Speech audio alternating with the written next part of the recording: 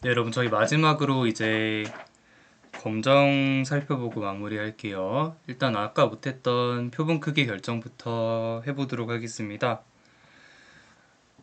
그래서 표본 크기 결정은 어떠한 오차 한계를 d 이하로 줄여라 라고 문제에 나올 텐데요.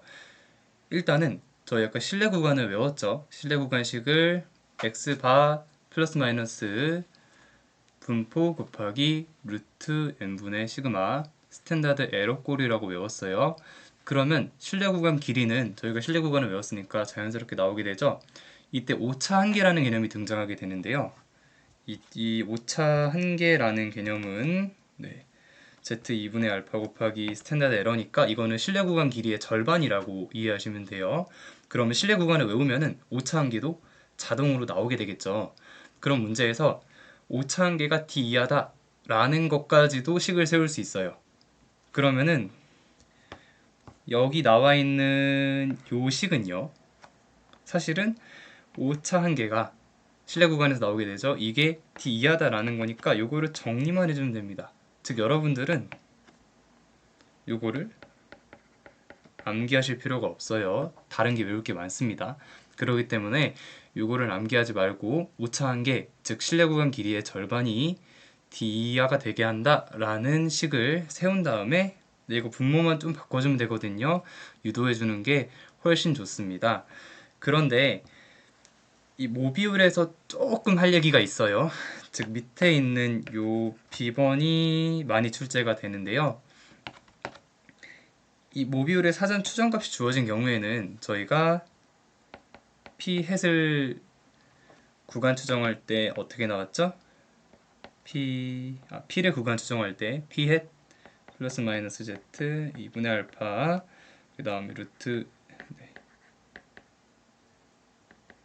p 햇의 스탠다드 에러가 이렇게 나왔으니까 사실 요게 d 이하다라는 거를 이용을 하시면 요 식이 나오거든요. 근데 p 햇을 모르는 경우에는 조금 다르게 구해 주셔야 되는데 저희 산술기하 부등식을 한번 살펴볼게요. 그러면 p 햇 더하기 1-p 햇은 2 루트 p 햇 1-p 햇이 되죠. 그럼 여기 1이 되니까 사실은 p 햇 1-p 스타는 4분의 1 이하라는 걸 알 수 있겠죠. 그러면은 이게 4분의 1보다는 작거나 같으니까 밑에 있는 식이 유도가 되겠죠. 저는 이거를 외우는 것보다는 그냥 매번 산술기하를 쓴다는 생각으로 풀긴 했거든요. 그래서 여러분들도 이 산술기하가 좀 이해가 안 가시면 이거는 외우셔도 괜찮은데 나머지는 암기하지 말고 직접 유도를 해보시면 좋겠습니다. 자, 마지막으로 저희가 가설검정에 대해서 해볼 건데요. 이 가설검정을 공부하는 순서는 가설검정이 용어가 조금 어려워요. 이게 한자가 나오다 보니까 어려운 용어들이 많이 나오는데 이 가설검정에 나오는 용어들을 이해를 하고 두 번째로 가설검정의 순서를 외워야 돼요. 제가 이따가 짚어드리긴 할 텐데 이 가설검정에 꼭 써줘야 될 것들이 있거든요. 그래서 굳이 막 말을 길게 쓸 필요는 없는데 요 68페이지가 중요합니다. 이거를 외워주셔야 돼요. 이거를 써주신 다음에 여기까지 이해가 끝나고 나서 이제 예제를 풀어보시는 게 가장 효과적이에요. 그렇기 때문에 이 가설 검정을 그냥 한번 해볼게요. 저희가 일단은 수업을 들었다고 가정을 하고 간단하게 예시를 들면서 가설 검정에 대한 이해를 시켜드리도록 하겠습니다. 저희가 어떤 제약 회사의 연구원이라고 한번 가정을 해볼게요. 그래서 약의 지속 시간을 연구하는 연구원이라고 가정을 해볼게요. 근데 원래 약의 지속 시간이 원래는 10시간이에요.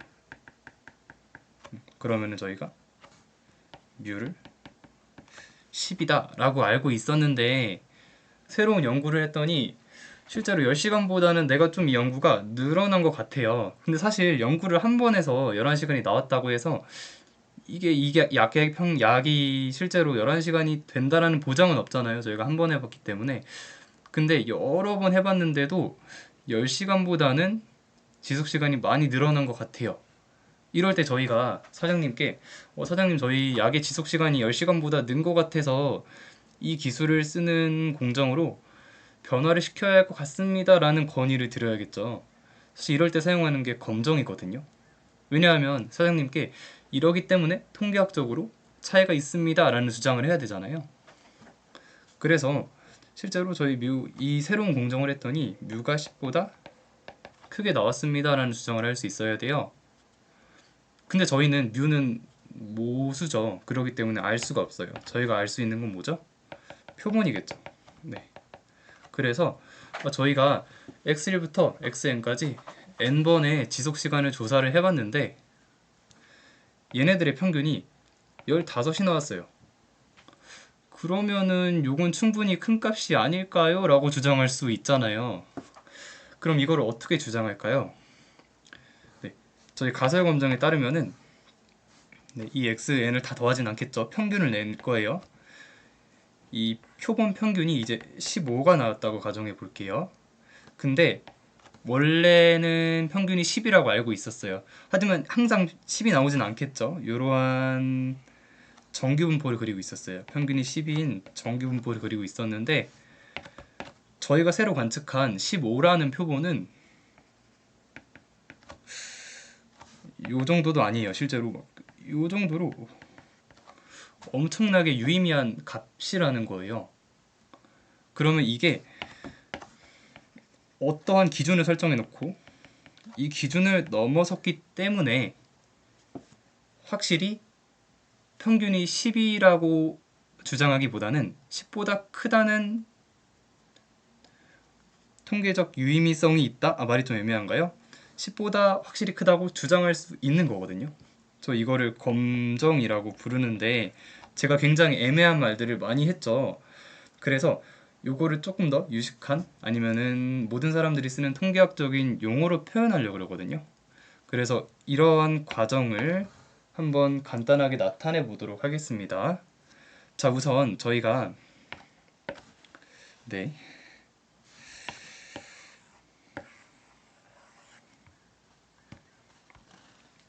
저희가 처음에 원래 이제 사장님께서 알고 있는 지속 시간이 몇 시간이었죠? 10시간이었죠. 그럼 원래 알고 있는 거를 H0라고 불러요. 그래서 이거 뭐라 부르죠? 귀무가설이라고 부릅니다. 그 다음에 저희가 주장하고 싶은 거를 H1 대립가설이라고 불러요. 그러면은 우리의 목적은 뭐냐면 사실은 귀무가설을 틀렸다라고 말하고 싶은 게 검정의 목적이에요. 이 틀렸다라는 거를 이 검정에서는 기각이라고 불러요. 그래서 목적은 귀무가설의 기각입니다. H0의 기각이에요. 자, 그래서 뭐 H0는 항상 등호가 들어가는 건 아닌데 일단 지금 1학년 통계학에서는 H0는 항상 등호가 들어간다고 생각해 주시고 여기도 양측 검정, 단측 검정이 있는데 이건 문제마다 다르니까 예시로 나중에 튜터링 시간에 알아보도록 할게요. 그래서 저희 검정을 해줄 때는 첫 번째로 H0하고 H1이 뭔지를 명시를 해주셔야 돼요. 그 다음에 저희가 X바를 아마 구할 수 있을 거예요. 데이터가 주어지거나 X바가 나올 거거든요. 근데 그냥 X바가 주어졌다 그래서 15가 얼마나 큰지 상위 몇 프로에 해당하는 것인지 알 수가 없어요. 그렇기 때문에 저희가 X바에 대한 분포를 알아야 되거든요. 근데 이거는 뭔가 했던 것 같지 않나요? 그죠? 여기 앞에서 저희가 사장에서 많이 했잖아요.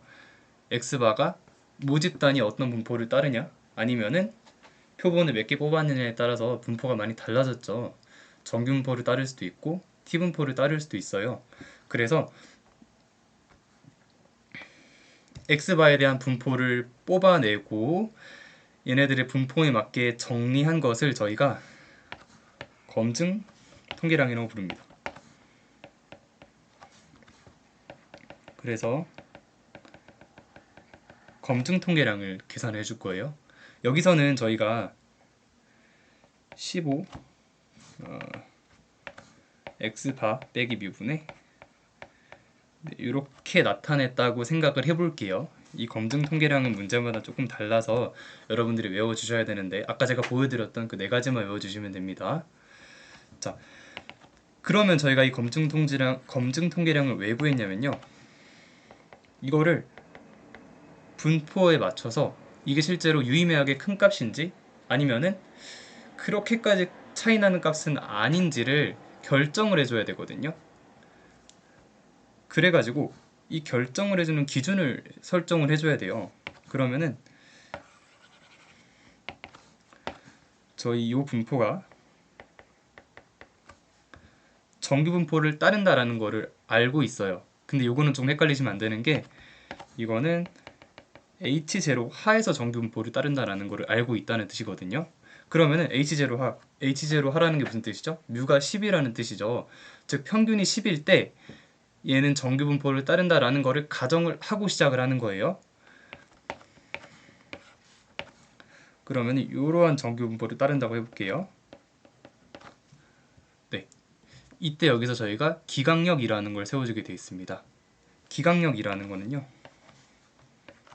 네, 제가 너무 PPT 제외하고 말씀만 드린 것 같아서 간단하게 한번 넘어가 볼게요. 네, 네, 그쵸. 요 예시에서 보면은요, 저희가 x바의 분포를 알았어요. 그러면은 저희가 어떠한 영역을 설정해 줄 거예요. 어떤 영역을 설정해 줘서 이 영역을 벗어나는 애들은 특이한 값이 어디 있겠어요? 오른쪽에 있겠죠. 왜냐하면 평균과 멀어져야 되니까요. 그죠? 그럼 이 영역을 벗어나는 애를 우리가 이때는 H0보다는 H1이라고 말하는 게 적절한 것 같아요. 근데 이 영역을 벗어나지 않는 애들은 예를 들어 10일이 관찰됐다고 하더라도 H0가 틀렸다라고 주장하기에는 좀 무리가 있는 것 같아요. 좀 주관적이긴 하죠. 그렇기 때문에 통계학자들이 이거를 하나의 약속으로 정해서 우리 여기 넓이가 알파가 되는 이런 값을 정해주자라고 약속을 한 게 있거든요. 그래서 이거를 저희가 유의 수준이라고 불러요. 네, 유의 수준이라고 부르거든요. 그래서 유의 수준이 어디 나올까요? 네, 여기 나오겠죠. 그래서 저희 검증 통계량부터 볼게요.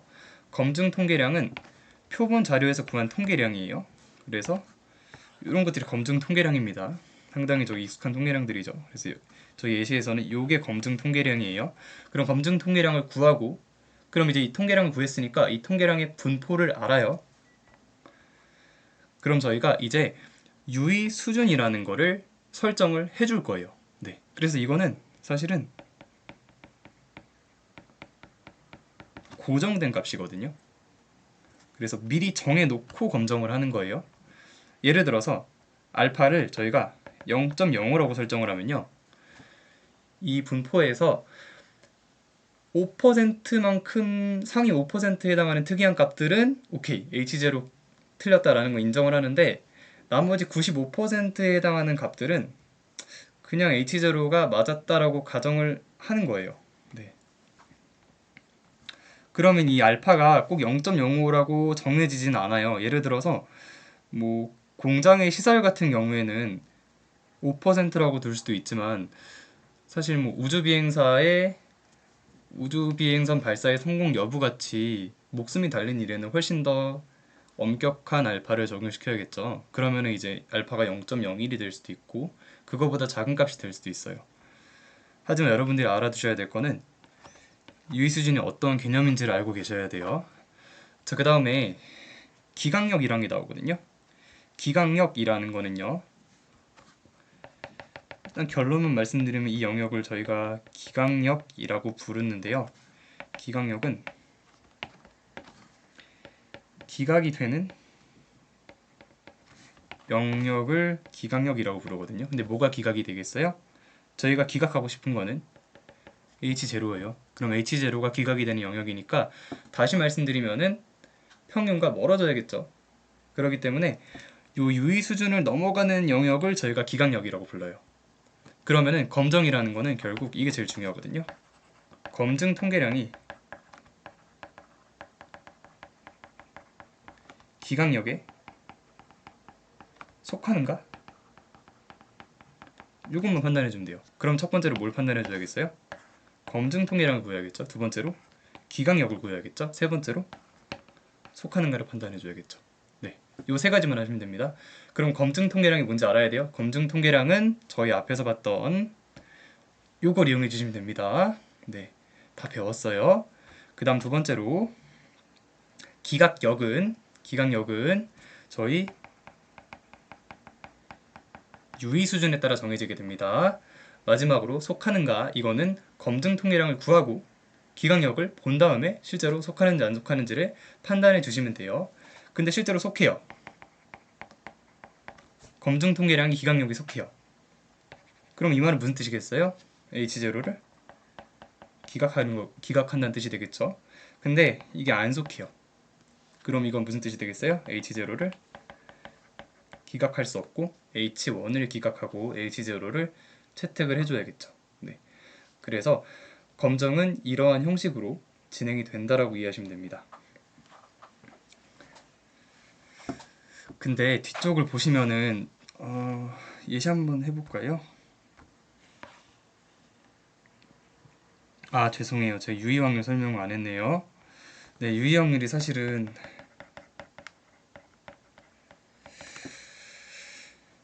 굉장히 어려운 용어거든요. 왜냐하면 유의 확률의 정의가 이렇게 돼 있는데 저는 이거를 이해하는데 엄청 오래 걸렸어요. 검증 통계량이 실제 관측된 값보다 대립가설을 지지하는 방향으로 더욱 치우칠 확률이거든요. 이게 무슨 뜻이냐면 그러니까 유의 확률은 사실은 요거를 외워주시면 돼요. 유의 확률이 작을수록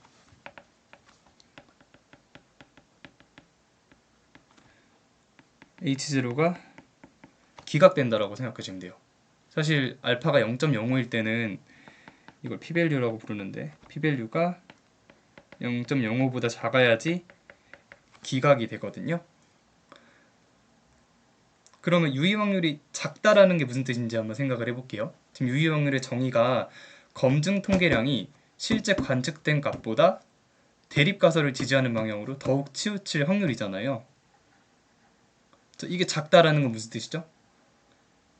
실제 관측된 값이 훨씬 더 대립가설을 잘 지지하는 쪽으로 간다는 얘기거든요. 즉 다시 말하면 실제 관측된 값이 훨씬 더 특이한 값이라는 뜻이에요. 그렇기 때문에 관측값이 이만큼 특이하고 실제로 검증 통계량이 이 관측값을 이길 만큼 특이해질 확률이 없기 때문에 저희가 관측값을 보는 순간 H0를 기각할 수 있다고 판단할 수 있거든요.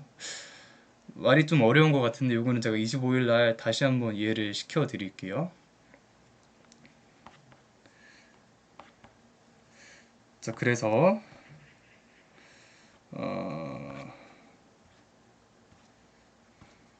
네, 저희가 이 문제로 한번 예시를 들어볼게요. 네. 또 문제를 읽어보시고요. 첫 번째로 설정해줘야 될 게 기물가설과 대립가설이에요. 네.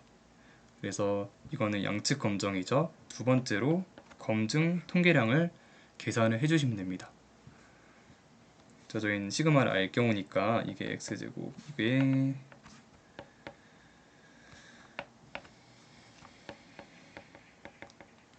정규분포를 따른다라는 걸 알고 있죠. 네, 그 다음에 기각력을 구해주셔야 돼요. 네, 기각력은 이 영역이 기각력이 되는데 저희 검증 통계량이 마이너스 1. 기각력 여기 아니죠. 죄송합니다. 저희는 마이너스 1.35라는 검증 통계량을 구했어요. 그러면 여기 오게 되는데 지금 알파가 0.05인 양측 검정이기 때문에 기각력은요 마이너스 1.96, 그 다음에 1.96 해서 요 영역 안에 포함돼야 돼요. 근데 1.35는 여기 포함되지 않죠. 그렇기 때문에 기각력에 포함되지 않아서 기물가설을 기각할 수 없다 까지 쓰시면 안 되고, 그쵸, 요거까지 쓰셔야 돼요. 실제 농도가 0.85가 아니라고 의심할 만한 뚜렷한 증거가 없다. 아니면은 그냥 U가 0.85이다 라고 쓰셔도 괜찮아요. 이건 제가 시험 직전에 다시 한번 봐드릴게요. 근데 일단 일단 검정에 대한 이해는 여기까지 해오시고요. 그 다음에 1종 오류가 2종 오류가 있는데 요거는 25일날 설명을 해드리도록 하겠습니다. 요거는 제 생각에 다 오셨을 때 같이 이해를 하는 게 나을 것 같아요. 네, 그럼 수업은 여기까지 하도록 하고요. 듣느라 수고하셨습니다.